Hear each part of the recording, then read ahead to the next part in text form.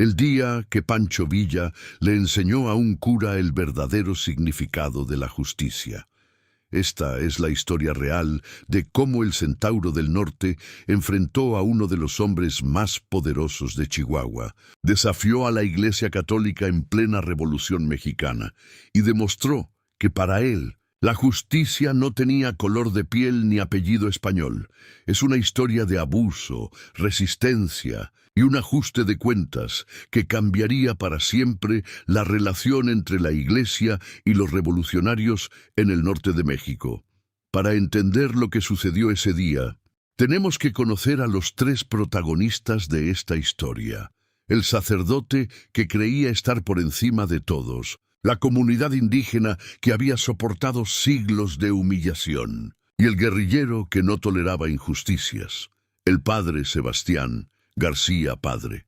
Sebastián García y Mendoza había llegado a San Andrés, Chihuahua en 1908. Era español de nacimiento, de Salamanca, de una familia de la pequeña nobleza que había caído en desgracia. La Iglesia había sido su salvación, su camino para recuperar el estatus que su familia había perdido. Alto, de complexión robusta, con una voz que retumbaba en las paredes de piedra del templo, el padre Sebastián se veía a sí mismo como un misionero civilizador. Para él, los indígenas tarahumaras de la región no eran hijos de Dios que merecían respeto, sino almas primitivas que necesitaban ser salvadas de sí mismas. Estos indios, le decía frecuentemente a otros sacerdotes españoles durante sus reuniones en Chihuahua, son como niños, necesitan una mano firme que los guíe. La compasión mal entendida solo los hace más insolentes. El padre Sebastián había transformado el pequeño templo de San Andrés en su reino personal. Había traído desde España candelabros de plata, un crucifijo tallado en marfil, cortinas de terciopelo carmesí. El templo, que antes era un lugar sencillo donde campesinos e indígenas rezaban juntos, ahora parecía una catedral en miniatura. Pero con la belleza vino la segregación. El padre Sebastián estableció reglas estrictas. Los indígenas debían sentarse en los últimos bancos cerca de la puerta. No podían tocar las imágenes religiosas. No podían comulgar sin antes confesarse con él personalmente, en español perfecto, no en tarahumara. Y si alguno osaba llegar con sus ropas tradicionales o descalzo, simplemente no se le permitía entrar. La casa de Dios merece respeto, decía, y el respeto se demuestra con vestimenta apropiada y comportamiento civilizado. Para las familias españolas y criollas ricas de San Andrés, el padre Sebastián era una bendición. Finalmente tenían un sacerdote de calidad, educado, refinado, que entendía las necesidades de la gente decente. Le pagaban generosamente, le regalaban tierras, le conseguían sirvientes. Para los indígenas tarahumaras era una pesadilla. La comunidad de Napuchi, a 5 kilómetros de San Andrés, en las montañas, vivía la comunidad tarahumara de Napuchi. Eran aproximadamente 150 personas, organizadas en familias extendidas, que vivían principalmente de la agricultura de subsistencia y la caza. Los tarahumaras habían sido católicos durante más de 2 siglos, desde que los jesuitas llegaron a evangelizarlos en el siglo XVII. Pero su catolicismo era único, una mezcla sincretista de creencias cristianas y tradiciones ancestrales. Para ellos Dios era Honorúame, el Gran Padre, y la Virgen María era Iyerúame, la Gran Madre. Rezaban el rosario, pero también realizaban ceremonias tradicionales con tesguino, su cerveza sagrada de maíz. Durante generaciones, los tarahumaras de Napuchi habían caminado cada domingo los 5 kilómetros hasta San Andrés para asistir a misa. Era un acto de fe genuina, una tradición que habían mantenido incluso en tiempos difíciles. Pero desde la llegada del padre Sebastián, cada visita al templo se había convertido en una humillación. Simón Batista era el gobernador tradicional de Napuchi, Un hombre de 54 años, con un rostro curtido por el sol y una dignidad inquebrantable. Hablaba algo de español, suficiente para comunicarse con los mestizos de San Andrés. Era él quien lideraba al grupo cada domingo, asegurándose de que todos llegaran juntos, que los ancianos y los niños estuvieran bien. La última vez que habían intentado asistir a misa había sido el domingo 8 de marzo de 1914. Simón recordaba cada detalle de ese día como si estuviera grabado, con fuego en su memoria. Habían llegado temprano, como siempre. Los hombres vestían sus camisas blancas más limpias y pantalones de manta. Las mujeres llevaban sus faldas de colores brillantes y blusas bordadas. Los niños iban descalzos, como era su costumbre, pero con las caras lavadas y el cabello peinado. Se habían sentado, como siempre, en los últimos bancos. Esperaron pacientemente a que comenzara la misa. Pero cuando el padre Sebastián salió y vio a la comunidad completa de Napuchi, ocupando casi la mitad del templo, su rostro se transformó. ¿Qué es esto?, había gritado desde el altar. ¿Quién les dio permiso de venir en esta cantidad? Simón se había levantado respetuoso. Padre, venimos como cada domingo a escuchar la palabra de Dios. La palabra de Dios no es para hordas, respondió el sacerdote. Su voz retumbaba en las paredes de piedra. Esto es un templo, no un mercado indígena. Miren cómo vienen, descalzos, como animales. Padre, los niños no tienen zapatos, pero venimos limpios, venimos con respeto. Respeto es venir apropiadamente vestidos. Respeto es no invadir la casa de Dios como si fuera suya. El padre Sebastián bajó del altar, su sotana negra ondeando. Escúchenme bien. De ahora en adelante, solo se permite la entrada a 10 de ustedes por misa. Y deben venir con zapatos. Y deben dar limosna de al menos 20 centavos por persona. Esas son las nuevas reglas. Un murmullo de consternación recorrió los bancos traseros. 20 centavos era casi lo que una familia tarahumara ganaba en una semana entera. Una anciana llamada María Choqui, de 76 años, se levantó temblorosa. En su español quebrado dijo: «Padre, nosotros pobres, no tener dinero». Pero Dios no pedir dinero para su casa, ¿verdad? Lo que sucedió después sería recordado durante generaciones. El padre Sebastián caminó directamente hacia María Choqui y le gritó en la cara: «Dios no necesita indios sucios que no pueden pagar. Si no tienen para contribuir a su iglesia, no tienen derecho a estar aquí». Luego se dirigió a la entrada y abrió las puertas de par en par. «Fuera, todos ustedes, fuera de mi templo, y no regresen hasta que aprendan su lugar». Las familias españolas y criollas que ocupaban los bancos del frente observaban en silencio. Algunos parecían incómodos, pero ninguno dijo nada. El padre Sebastián era demasiado poderoso, demasiado conectado. Simón intentó razonar una vez más. «Padre, por favor, hemos venido a este templo desde antes que usted naciera. Nuestros abuelos ayudaron a construir estas paredes. Tenemos derecho, ustedes no tienen derechos aquí», bramó el sacerdote. «Esta es la casa de Dios y yo soy su representante. Lo que yo digo es ley divina, ¡fuera!». Cuando Simón no se movió lo suficientemente rápido, el padre Sebastián lo empujó.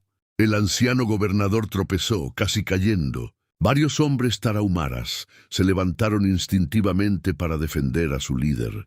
El padre Sebastián sacó un crucifijo de plata de su sotana y lo levantó como un arma.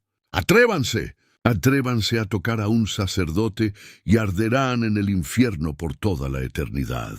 Nadie se atrevió. El poder psicológico de la iglesia, cultivado durante siglos, era demasiado fuerte. A pesar de la furia y la humillación, a pesar de que eran más de 50 adultos contra un solo hombre, nadie levantó la mano contra el sacerdote. Lentamente, con las cabezas agachadas y los niños llorando, la comunidad de Napuchi salió del templo. El padre Sebastián cerró las puertas detrás de ellos con un golpe que resonó como un disparo. Afuera, bajo el sol abrasador de marzo, Simón Batista reunió a su gente. Algunos querían regresar a Napuchi inmediatamente. Otros hablaban de nunca volver a San Andrés. Las mujeres consolaban a los niños que no entendían por qué los habían echado, pero un joven llamado Martín Chávez, de apenas 19 años, dijo algo que cambiaría todo. Mi primo trabaja en Chihuahua. Dice que el general Villa está en la región. Dice que Villa odia a los curas que abusan de la gente. Dice que Villa hace justicia. Simón miró al joven. ¿Villa, el revolucionario? Sí, está en Ciudad Guerrero, a solo 30 kilómetros de aquí. Si alguien puede hacer algo contra el padre Sebastián. Los ancianos se miraron entre sí. Ir a un general revolucionario era peligroso. Los revolucionarios eran impredecibles, violentos. Pero, ¿qué otra opción tenían? El gobierno porfirista nunca los había escuchado. Los hacendados locales eran amigos del padre Sebastián. No había ninguna autoridad a la que pudieran apelar, excepto, tal vez, a un hombre que no respondía ante nadie y que, según rumores, tenía un profundo odio por la injusticia. «Iré», dijo Simón finalmente. «Iré a buscar al general Villa y le contaré lo que pasó hoy. Si me mata, al menos moriré intentando defender a mi gente». Francisco Pancho. Villa en marzo de 1914, Francisco Villa estaba en la cúspide de su poder. Comandante de la División del Norte, había ganado batallas imposibles contra el ejército federal. Acababa de tomar Ciudad Guerrero y estaba planificando su siguiente movimiento hacia Torreón. Villa era un hombre complejo, lleno de contradicciones. Podía ser brutalmente violento con sus enemigos, fusilando sin juicio a oficiales federales. Pero también podía ser sorprendentemente compasivo con los pobres, distribuyendo tierras de haciendas confiscadas entre campesinos. Y tenía un odio visceral hacia dos tipos de personas: los hacendados abusivos y los sacerdotes corruptos. La historia personal de Villa explicaba mucho de esto. De joven, antes de convertirse en revolucionario, Villa había trabajado como peón en haciendas. Había visto cómo los patrones trataban a los trabajadores como ganado, y había visto cómo algunos sacerdotes bendecían ese sistema, predicando que la pobreza era la voluntad de Dios, y que los pobres debían aceptar su lugar con humildad. En 1894, cuando Villa tenía apenas 16 años, había matado a un hacendado que intentó violar a su hermana. Tuvo que huir a las montañas, convirtiéndose en forajido. Durante años vivió como bandido, robando ganado de las haciendas ricas y vendiéndolo en los mercados. Pero cuando estalló la revolución en 1910, Villa encontró un propósito mayor. Ya no era solo un bandido robando para sobrevivir. Era un revolucionario peleando por cambiar el sistema que lo había obligado a convertirse en criminal. Y parte de ese sistema, para Villa, incluía a una iglesia que había bendecido la opresión durante siglos. El 14 de marzo de 1914, Villa estaba en su cuartel general temporal en Ciudad Guerrero, revisando mapas y planeando estrategia con sus oficiales. Tenía 36 años, estaba en su mejor forma física y militar, y prácticamente no había fuerza en el norte de México que pudiera detenerlo.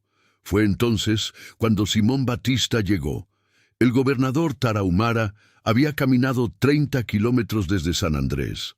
Le había tomado casi todo el día. Estaba exhausto, cubierto de polvo, con los pies sangrando. Pero había llegado.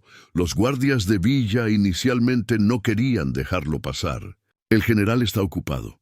No tiene tiempo para indios. Pero Simón insistió. Dígale que vengo por justicia. Dígale que un sacerdote expulsó a mi gente del templo. Dígale que necesitamos ayuda. Uno de los guardias, intrigado por la determinación del anciano, finalmente reportó la situación a un capitán. El capitán, a su vez, le mencionó a Villa que había un indígena afuera pidiendo audiencia. Villa, que estaba tomando café con sus oficiales, preguntó: «¿Qué quiere?» «Dice que un cura lo expulsó de un templo junto con toda su gente». Los oficiales se rieron. «¿Desde cuándo nos metemos en pleitos de iglesia?» Pero Villa no se rió. Su expresión se oscureció. «Tráiganlo». Quiero escuchar su historia. Cuando Simón entró al cuartel general, se encontró frente a frente con el hombre más temido de México. Villa era imponente, con un bigote grueso y ojos que parecían penetrar el alma. Estaba rodeado de hombres armados hasta los dientes, oficiales curtidos por decenas de batallas. Simón sintió miedo, pero recordó la humillación de su gente y encontró coraje. «General Villa», dijo en su español limitado, «vengo a pedir justicia». «Habla». «Amigo», respondió Villa con una voz sorprendentemente suave. «¿Qué pasó?» Simón contó toda la historia. El trato del padre Sebastián hacia los tarahumaras, las reglas humillantes, la expulsión violenta del domingo anterior, la anciana María Choqui siendo gritada, el empujón que casi lo tiró al suelo. Mientras Simón hablaba, Villa escuchaba en silencio absoluto. Sus oficiales notaron algo que conocían bien. La mandíbula del general se tensaba, una señal de que su furia estaba creciendo. ¿Ese cura los echó de su propio templo?, preguntó Villa cuando Simón terminó. ¿El templo que sus abuelos ayudaron a construir? Sí, general. ¿Y les pidió dinero que saben que no tienen?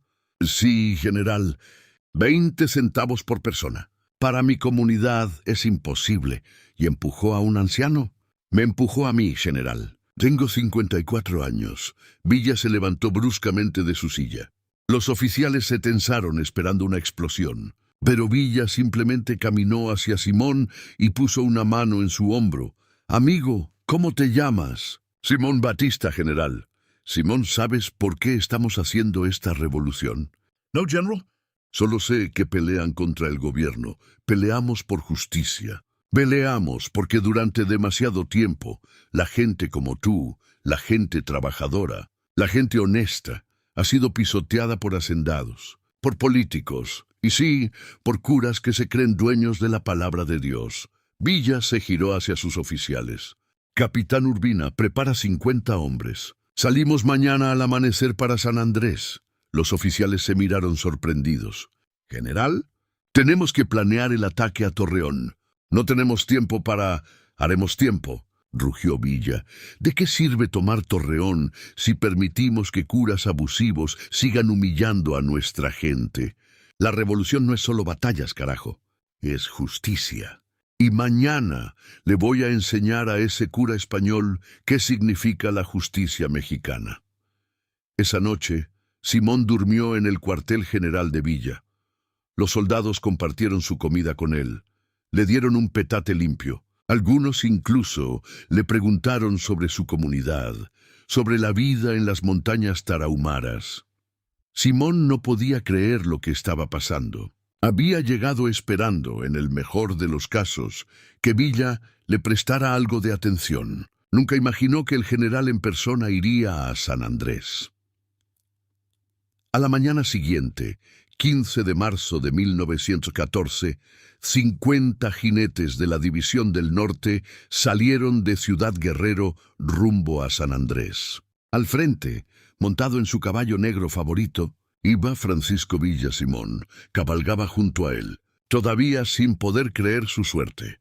Durante el camino, Villa le hizo muchas preguntas a Simón sobre su comunidad, sobre sus tradiciones, sobre cómo habían sobrevivido durante siglos en las montañas. Villa escuchaba con genuino interés. «¿Sabes algo, Simón?». «Pues», dijo Villa en un momento. «Mi madre era india, mixteca. Murió cuando yo era niño, pero me enseñó algo importante, que no importa el color de tu piel o tu apellido. Lo que importa es tu corazón». Y los curas como ese padre Sebastián olvidaron esa lección hace mucho tiempo. Llegaron a San Andrés alrededor del mediodía. Era domingo nuevamente, día de misa. Perfecto. Villa dejó a la mayoría de sus hombres en las afueras del pueblo, pero él entró con Simón y 10 soldados. No quería causar pánico innecesario, solo hacer un punto. Cabalgaron directamente hasta el templo. Las puertas estaban abiertas, la misa ya había comenzado. Villa desmontó y entregó las riendas a uno de sus hombres. «Quédate aquí, Simón. Esto no tardará mucho». Villa entró al templo con sus 10 soldados. Llevaban sus rifles, sus cananas cruzadas en el pecho, sus sombreros característicos. Eran inequívocamente revolucionarios. El padre Sebastián estaba en medio del sermón cuando vio a los hombres armados entrar. Se detuvo a mitad de una frase. Los feligreses giraron en sus asientos aterrorizados. Algunos reconocieron a Villa inmediatamente y el pánico se extendió. Villa caminó por el pasillo central con pasos lentos y deliberados. El sonido de sus botas contra el piso de piedra resonaba en el silencio absoluto. Se detuvo justo frente al altar y miró directamente al sacerdote. —¿Usted es el padre Sebastián García? —preguntó con voz tranquila. El sacerdote, intentando mantener la compostura, respondió: —Sí, soy yo. ¿Quién es usted para interrumpir la Santa Misa?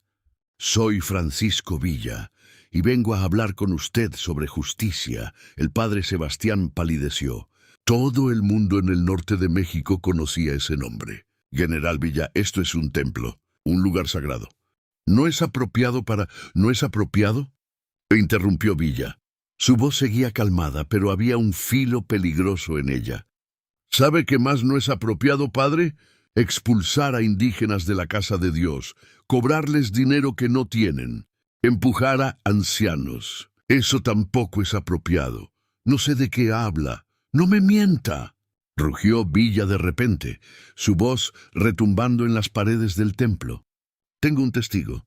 Tengo a toda una comunidad que puede confirmar lo que usted hizo el domingo pasado. El padre Sebastián intentó recuperar su autoridad. General, con todo respeto, los asuntos de la Iglesia no son de su incumbencia. Yo decido quién entra y quién no entra a este templo. Soy el sacerdote. Usted es un matón con sotana, lo cortó Villa. Y eso se termina hoy. Villa se giró hacia los feligreses que observaban con una mezcla de terror y fascinación. Escúchenme todos. Desde este momento, este templo está abierto para todos. No importa si son ricos o pobres, si tienen zapatos o no, si hablan español o tarahumara. Todos son bienvenidos en la casa de Dios. Y cualquiera que cobre entrada, que ponga reglas discriminatorias, que humille a la gente, va a responder ante mí personalmente. ¿Quedó claro? Los feligreses asintieron en silencio. Villa volvió su atención al padre Sebastián. Y usted, padre, va a hacer algo ahora mismo. Va a salir de este templo, va a caminar hasta donde está esperando Simón Batista afuera y va a pedirle perdón a él y a toda su comunidad, públicamente, delante de todo el pueblo. Jamás, exclamó el padre Sebastián, encontrando un último destello de rebeldía. No me rebajaré a pedir perdón a un indio. Soy un sacerdote ordenado, un representante de Dios. Usted no tiene autoridad sobre mí. Villa dio un paso más cerca. Ahora estaba a menos de 1 metro del sacerdote. Cuando habló, su voz era baja pero letal. Padre, voy a explicarle algo muy simple. Usted tiene 2 opciones. Opción 1, sale ahora mismo y pide perdón, como le dije. Opción 2, mis hombres lo sacan a rastras, lo suben a un caballo y lo llevamos a las montañas tarahumaras. Allí usted va a vivir con la comunidad que tanto desprecia. Va a dormir donde ellos duermen, comer lo que ellos comen, caminar descalzo como ellos caminan, y va a quedarse allí hasta que aprenda algo de humildad. ¿Cuál opción prefiere? El color había desaparecido completamente del rostro del padre Sebastián. Miró a los soldados de Villa, que lo observaban con expresiones pétreas. Miró a los feligreses, esperando tal vez que alguien lo defendiera. Pero nadie lo hizo. Las familias ricas se quedaron en silencio, demasiado aterradas de Villa para intervenir. Yo, tartamudeó el sacerdote. Estoy esperando, dijo Villa. El padre Sebastián sabía que estaba derrotado. Este hombre frente a él no era como los hacendados o los políticos que podía manipular con amenazas de excomunión. Este era Francisco Villa, que había fusilado generales, que no le temía a nada ni a nadie. Pediré perdón, susurró finalmente. No lo escuché, dijo Villa. Pediré perdón, repitió el sacerdote más fuerte, con lágrimas de humillación en sus ojos. Excelente decisión, padre. Ahora camine. Villa y sus hombres escoltaron al padre Sebastián fuera del templo. Afuera, Simón seguía esperando, confundido sobre lo que estaba pasando adentro.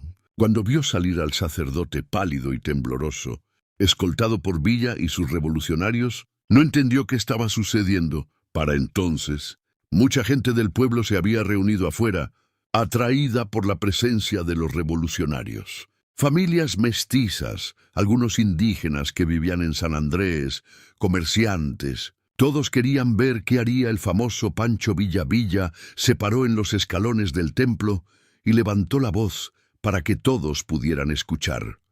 Ciudadanos de San Andrés, hace una semana este hombre señaló al padre Sebastián, expulsó violentamente a una comunidad indígena completa de este templo. Los humilló, los insultó y empujó a un anciano, todo porque eran pobres y porque su piel era más oscura que la de él. Un murmullo recorrió la multitud. Algunos ya habían escuchado rumores de lo sucedido, pero escucharlo confirmado por Villa le daba un peso diferente. La revolución no es solo contra el gobierno de Huerta, continuó Villa, es contra toda forma de injusticia. Y la injusticia que este cura cometió es tan grave como cualquier crimen que hayamos combatido en el campo de batalla. Villa se giró hacia el padre Sebastián. Ahora, padre, va a hacer lo que le dije. Va a pedir perdón. El sacerdote, temblando, caminó hasta donde estaba Simón. La multitud estaba en completo silencio. Nadie se atrevía siquiera a respirar fuerte. Yo pido perdón, murmuró el padre Sebastián sin mirar a Simón a los ojos. Más fuerte, ordenó Villa, y mírenlo a los ojos. Denle la dignidad que él le negó. El padre Sebastián levantó la vista. Sus ojos encontraron los de Simón. Por primera vez, tuvo que ver al gobernador Tarahumara no como un indio sucio, sino como un ser humano con dignidad igual a la suya. Simón Batista, dijo con voz temblorosa, pido perdón a usted y a toda su comunidad por lo que hice el domingo pasado. Fue injusto, fue cruel y no volverá a suceder. Simón no sabía qué decir. Nunca en su vida había visto a un hombre poderoso, especialmente un sacerdote español, pedir perdón a un indígena. Las lágrimas comenzaron a correr por sus mejillas curtidas. ¿Lo aceptas?, le preguntó Villa suavemente. Simón asintió, incapaz de hablar. Villa volvió a dirigirse a la multitud. Desde hoy, las puertas de este templo están abiertas para todos, sin discriminación, sin cuotas que la gente pobre no puede pagar. Si alguien intenta cambiar esto, me lo reportan directamente. Soy fácil de encontrar. Luego miró al padre Sebastián una última vez. Padre, tiene suerte de que soy un hombre ocupado. Si tuviera más tiempo, me aseguraría personalmente de que aprendiera esta lección más profundamente. Pero voy a dejar espías en este pueblo. Y si me entero de que volvió a sus viejos hábitos, regresaré. Y la próxima vez no seré tan amable. ¿Entendido? Sí, general, susurró el sacerdote. Villa se giró hacia Simón. Amigo, ve a tu comunidad. Diles que pueden regresar al templo cuando quieran. Y si alguien cualquiera los vuelve a molestar, me mandas un mensaje. ¿Cómo se llama ese joven que te habló de mí? Martín Chávez, general. Dile a Martín que venga a Ciudad Guerrero. Le daré un caballo y lo haré mi mensajero personal. Si tu comunidad necesita algo, él me lo hará saber. Simón cayó de rodillas. General Villa, no sé cómo agradecerle. Villa lo levantó gentilmente. No me agradezcas. Esto es lo que debería ser normal. Todos merecemos respeto. Todos merecemos dignidad. El color de tu piel no debería importar en la casa de Dios ni en ningún otro lugar. Con eso, Villa y sus hombres montaron sus caballos y se prepararon para partir. Pero antes de irse, Villa hizo una última cosa. Sacó un morral de su montura y se lo entregó a Simón. Aquí hay 500 pesos. Para tu comunidad. Cómprenles zapatos a los niños si quieren, o úsenlo para lo que necesiten. Pero que nadie les diga nunca más que no pueden entrar a un templo por ser pobres.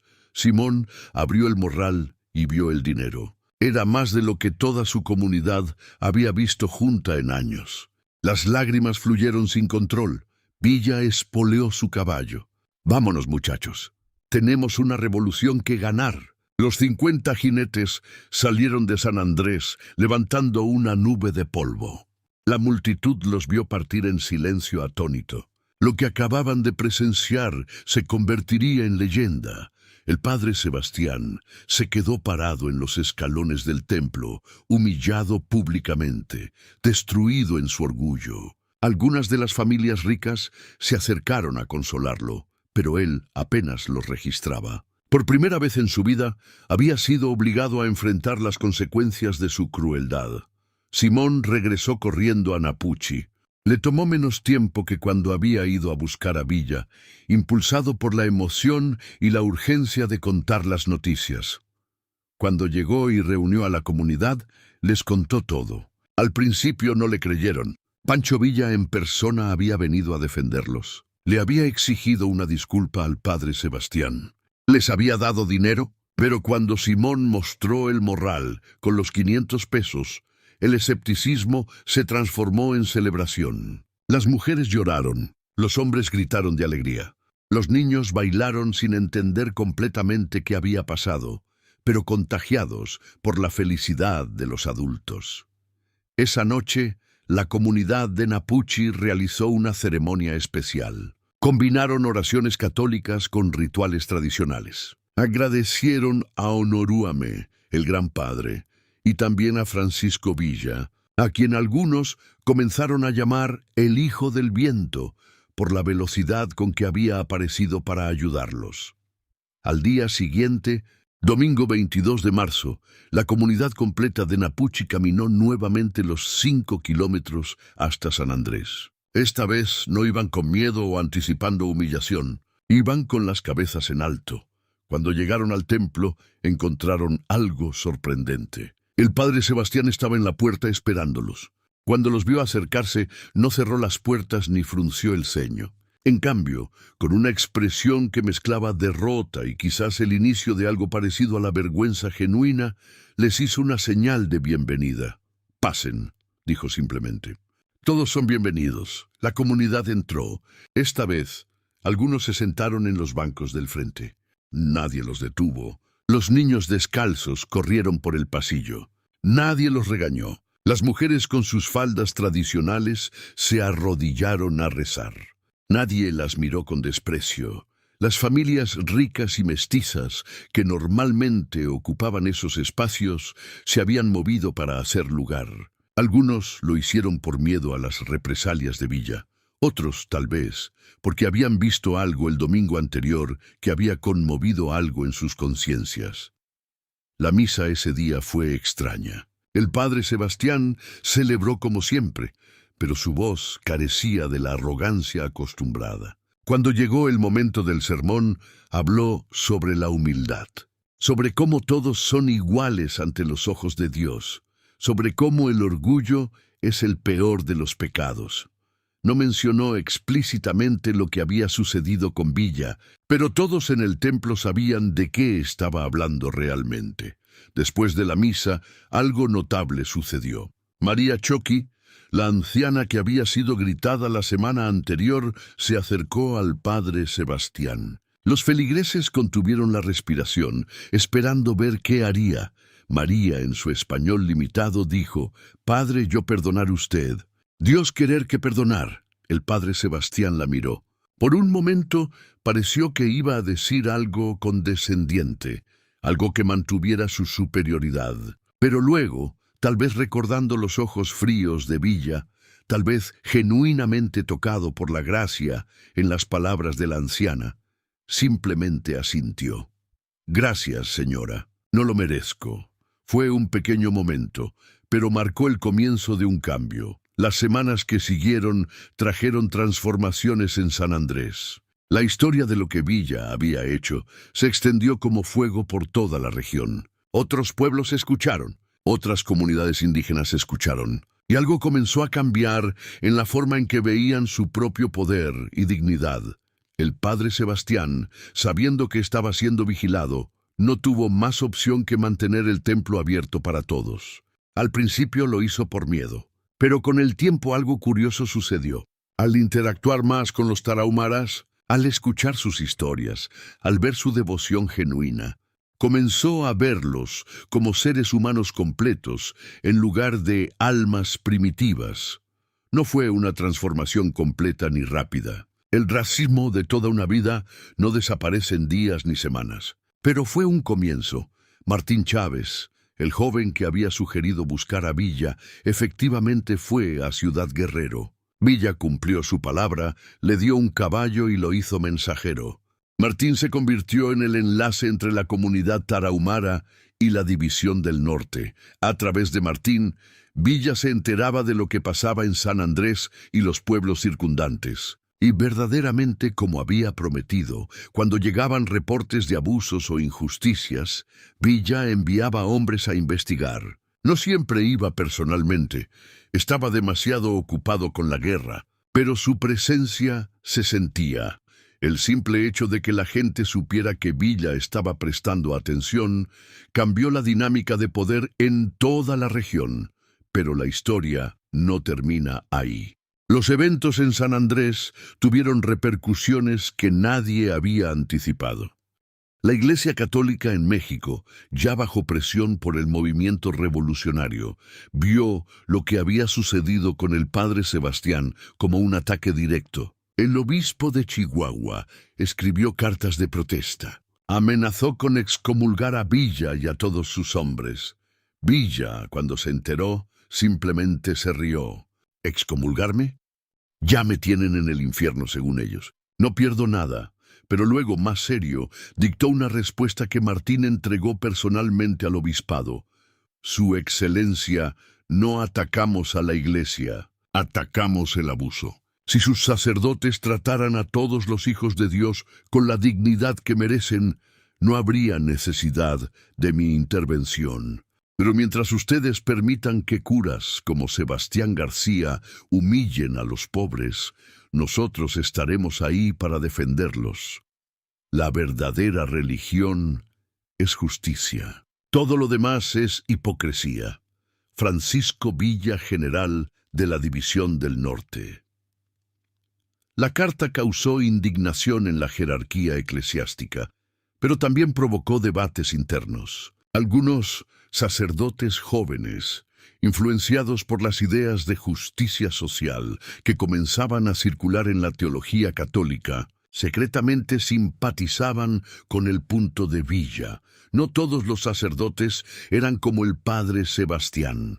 Había muchos que genuinamente servían a los pobres, que vivían en la pobreza junto con sus feligreses, que veían la revolución no como una amenaza, sino como una oportunidad para corregir siglos de injusticia.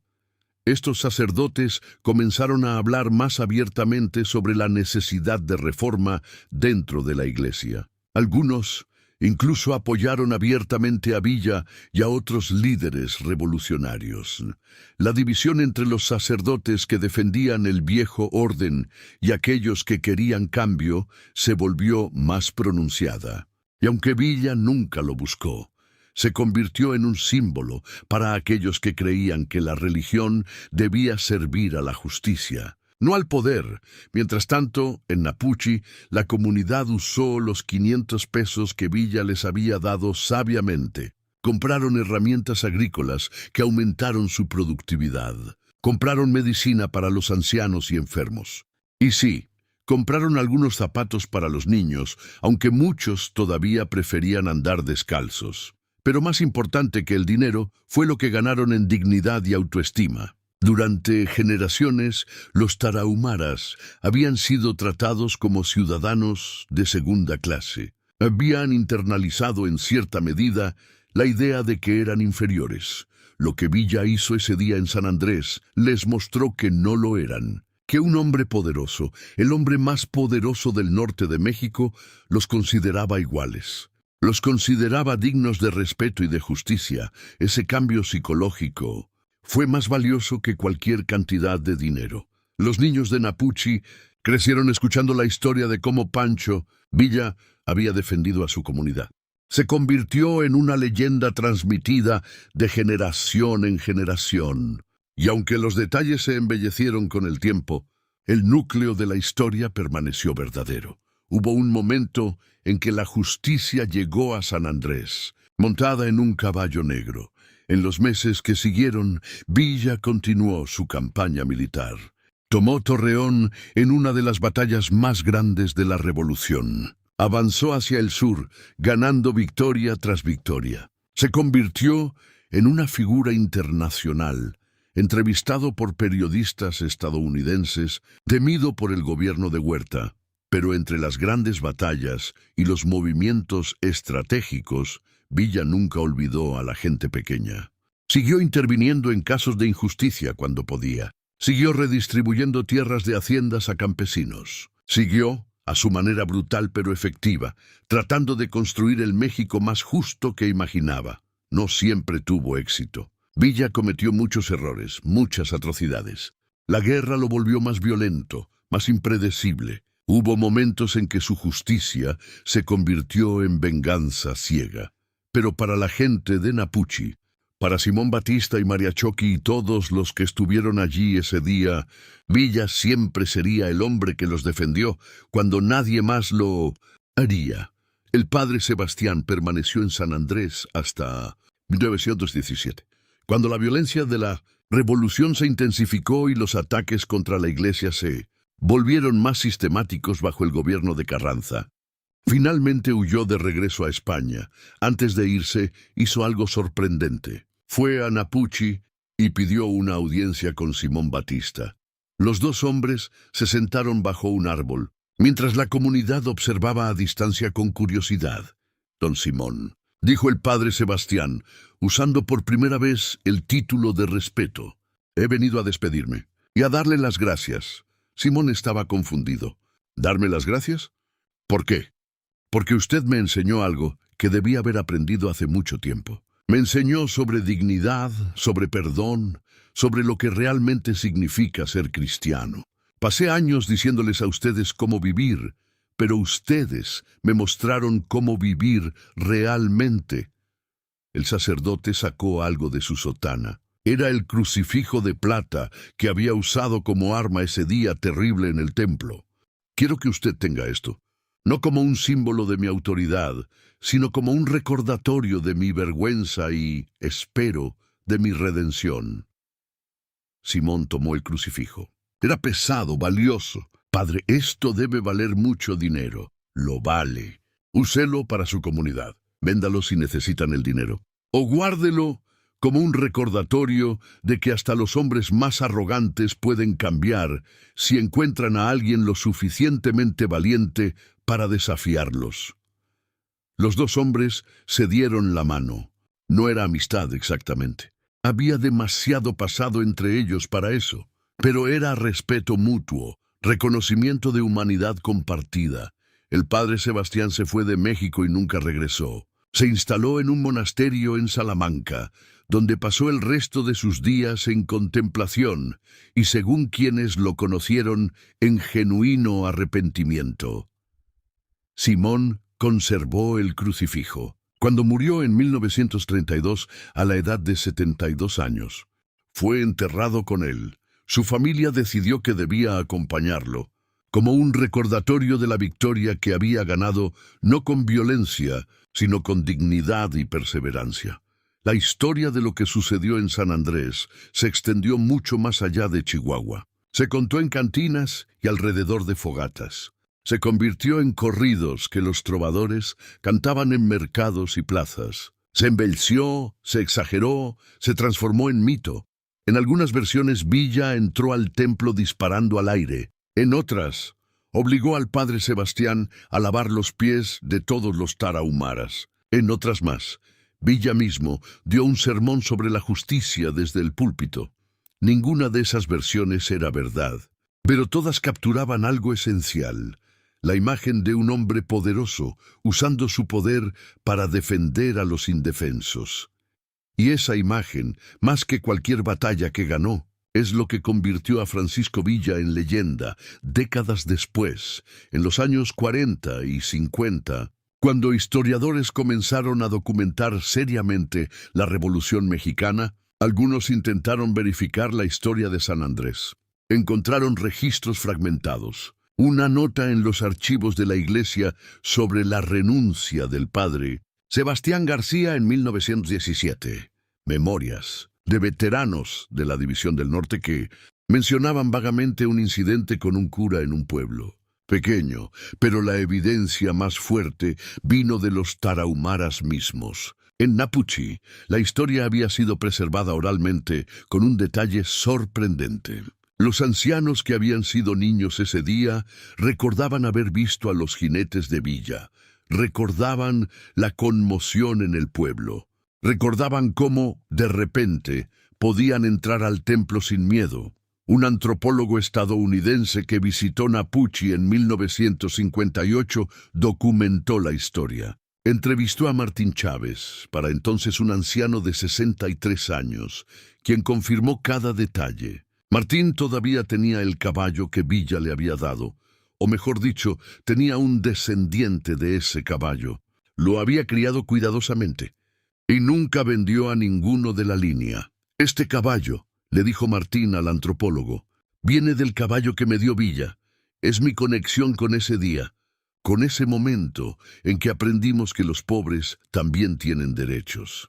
La historia fue publicada en un periódico académico en 1960. No causó mucho revuelo. Era solo una anécdota más entre miles sobre Villa. Pero para los tarahumaras y para las comunidades indígenas que la leyeron, fue una validación. Sus historias importaban, sus experiencias eran parte de la historia con mayúscula. En los años 70, durante el movimiento de derechos indígenas en México, la historia de San Andrés fue redescubierta. Activistas la usaron como un ejemplo de solidaridad entre diferentes grupos oprimidos. Señalaron que Villa, un mestizo, había defendido a indígenas no por alguna agenda política sofisticada, sino simplemente porque vio una injusticia y tenía el poder para corregirla. Eso es lo que necesitamos hoy, decían los activistas. No necesitamos caridad. Necesitamos aliados que estén dispuestos a usar su poder y privilegio para defender la justicia. Hoy, más de 100 años después de los eventos de marzo de 1914, San Andrés es un pueblo tranquilo. El templo todavía está ahí, renovado pero reconocible. En una placa en la entrada, instalada en 2014 para conmemorar el centenario, está escrita la historia de lo que sucedió. La comunidad de Napuchi todavía existe, aunque mucho más pequeña que antes. Muchos tarahumaras se han mudado a ciudades en busca de oportunidades, pero los que quedan preservan celosamente sus tradiciones y su historia. Cada año, el 15 de marzo, la comunidad camina los 5 kilómetros hasta San Andrés. Ya no lo hacen por obligación religiosa, sino como un peregrinaje conmemorativo. Recorren el mismo camino que Simón Batista recorrió cuando fue a buscar a Villa. Y cuando llegan al templo, cuentan la historia a los jóvenes que tal vez no la conocen bien.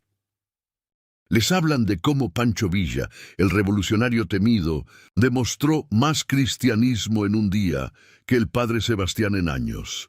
Y les dicen algo importante.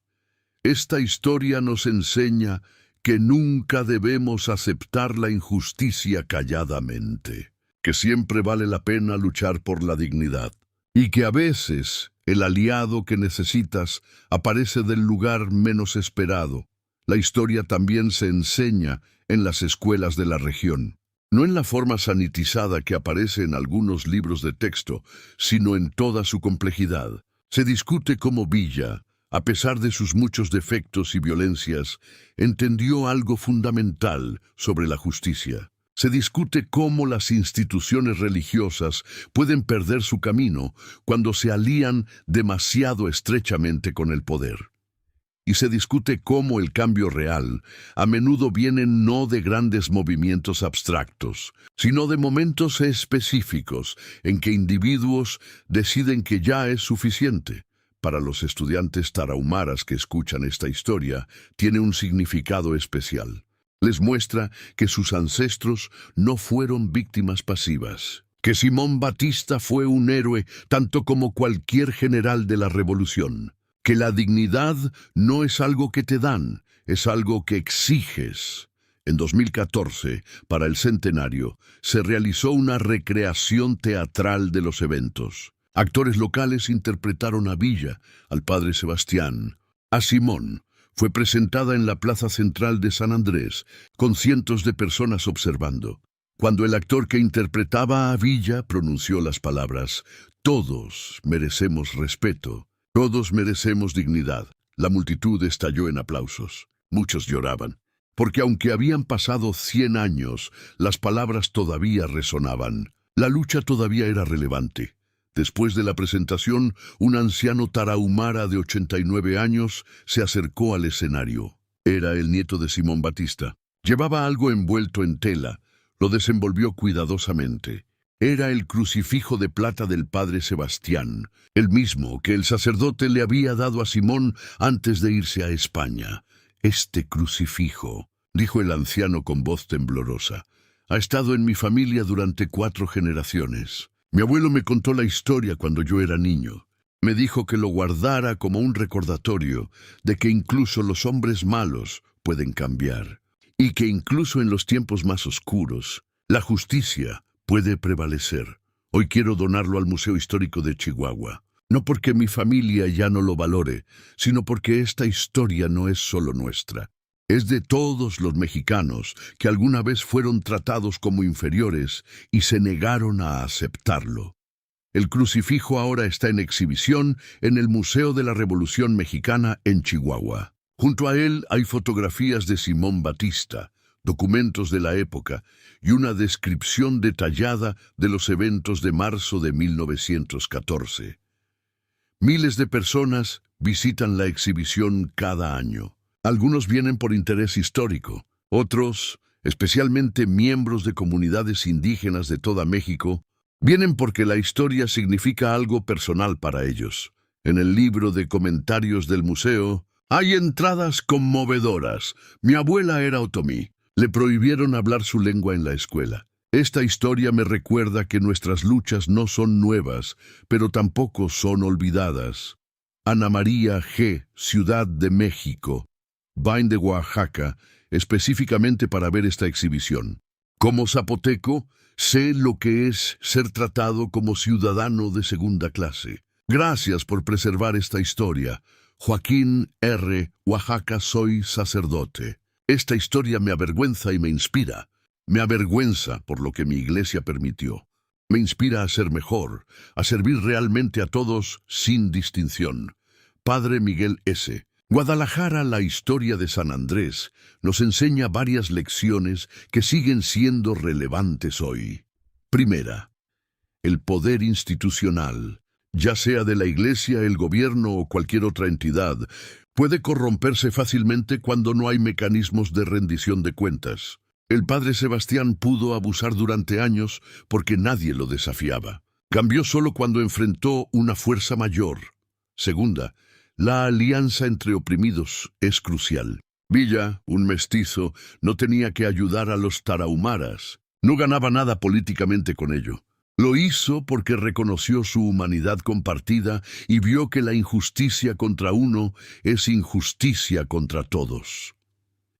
Tercera, el coraje individual importa. Si Simón no hubiera tomado la decisión de caminar 30 kilómetros para buscar ayuda, nada habría cambiado.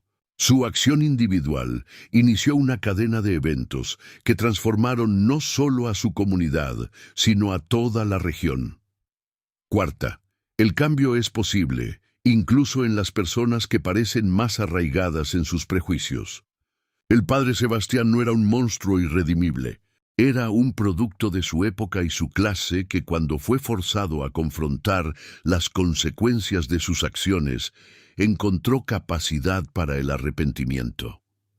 Quinta, las historias importan. La preservación oral de esta historia por parte de los tarahumaras aseguró que no se perdiera. En un tiempo en que los registros oficiales ignoraban o minimizaban las experiencias indígenas, la tradición oral mantuvo viva la verdad, y finalmente la justicia verdadera no viene de la caridad o la lástima, sino del reconocimiento de dignidad igual.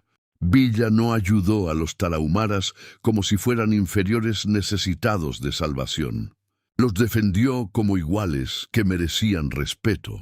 Estas lecciones resuenan más allá de México y más allá de 1914. En cualquier lugar donde exista discriminación, donde el poder abuse del débil, donde las instituciones olviden a quienes deben servir, la historia de San Andrés ofrece un modelo de resistencia y cambio. No es una historia perfecta. Villa no era un santo. Era un hombre violento en tiempos violentos. Su justicia era a menudo brutal. Pero en este momento específico, en este lugar específico, hizo algo innegablemente correcto. Y ese algo correcto cambió vidas. Simón Batista vivió hasta los 72 años con la satisfacción de saber que había defendido a su pueblo. María Choqui, la anciana que había sido humillada, vivió otros 15 años y vio a sus bisnietos crecer en un mundo ligeramente mejor que aquel en que ella nació. Martín Chávez, el joven mensajero, peleó en varias batallas con Villa y sobrevivió la revolución. Se casó, tuvo hijos, y les contó historias de los días en que cabalgó con el Centauro del Norte. Murió en 1975, a los 80 años. Habiendo visto a México transformarse de maneras que nunca imaginó cuando era un joven en las montañas de Chihuahua.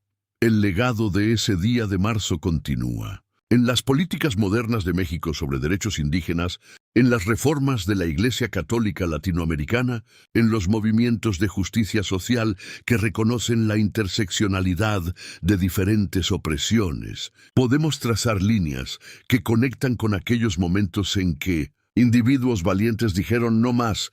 No fue solo Villa, no fue solo Simón, fue la combinación de coraje de abajo y poder usado responsablemente desde arriba.